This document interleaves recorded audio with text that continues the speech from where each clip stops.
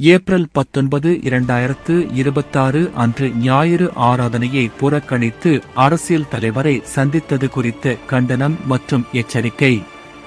DBm போதகர்களே, எல்லாவற்றிற்கும் மேலாக தேவனை உயர்த்தி பிடிக்க வேண்டிய நீங்கள், கடந்த ஏப்ரல் 19, 2026 ஞாயிற்றுக்கிழமை அன்று பரிசுத்த ஆராதனையை விட ஒரு அரசியல் தலைவரை சந்திப்பதற்கு முன்னுரிமை கொடுத்தது ஒட்டுமொத்த டிபிஎம் விசுவாசிகளிடையே பெரும் அதிர்ச்சியையும் வேதனையையும் ஏற்படுத்தியுள்ளது.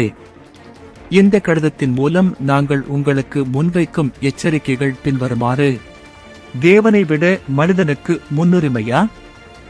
ஞாயிறு ஆராதனை என்பது கர்த்தருக்குரியது. மனுஷர்களுக்கு கீழ்ப்படுகிறதை பார்க்கிலும் தேவனுக்கு கீழ்ப்படுகிறதே அவசியமாயிருக்கிறது என்று வேதம் போதிக்கும் நிலையில், ஒரு முதலமைச்சரை காண டிபிஎம் போதகர்கள் ஞாயிறு ஆராதனையை புறக்கணித்தது தேவனுக்கு செய்யும் துரோகம் இல்லையா? தேர்தல் தோல்விக்கு டிபிஎம் போதகர்களாகிய நீங்களே பொறுப்பு. நாங்கள் அனைவரும் ஒரு குறிப்பிட்ட கட்சிக்கு, அதாவது டிஎம்கே-க்கு ஆதரவாக வாக்களித்திருக்கலாம். ஆனால் டிபிஎம் போதகர்கள் செய்த இந்த செயலால் தேவன் அந்த ஆட்சி அமைவதை அனுமதிக்காமல் போகக்கூடும். அதிகாரங்கள் தேவனால் நியமிக்கப்பட்டிருக்கிறது.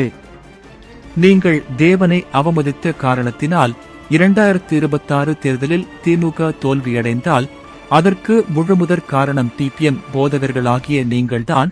உங்கள் சுயநலமான இந்த சந்திப்பு மட்டுமே என்பதை மறந்துவிடாதீர்கள். விசுவாசிகளின் எச்சரிக்கை: சபை என்பது ஆவிக்குரிய தாகத்தை தீர்க்கும் இடமே தவிர அரசியல் பேரம் பேசும் இடமல்ல. அரசியல் ஆதாயத்திற்காக ஆவிக்குரிய நெறிமுறைகளை நீங்கள் டிபிஎம் போதகர்கள் அடகு வைத்தால் டிபிஎம் விசுவாசிகள் உங்கள் தலைமைத்துவத்தை முற்றிலுமாக நிராகரிக்க நேரிடும். இறுதி எச்சரிக்கை: தேவனுடைய கோபத்திற்கு ஆளாகாதீர்கள். டிபிஎம் சபையின் புனிதத்தையும் ஞாயிறு ஆராதனையின் மாண்பையும் இனிவரும் காலங்களில் சீர்குலைக்க வேண்டாம் என எச்சரிக்கிறோம். ஒரு அரசியல் சந்திப்பிற்காக தேவனை 2ஆம் இடத்திற்கு தள்ளியது மிகப்பெரிய பாவம். இதற்கு நீங்கள் பகிரங்கமாக மனந்திரும்ப வேண்டும்.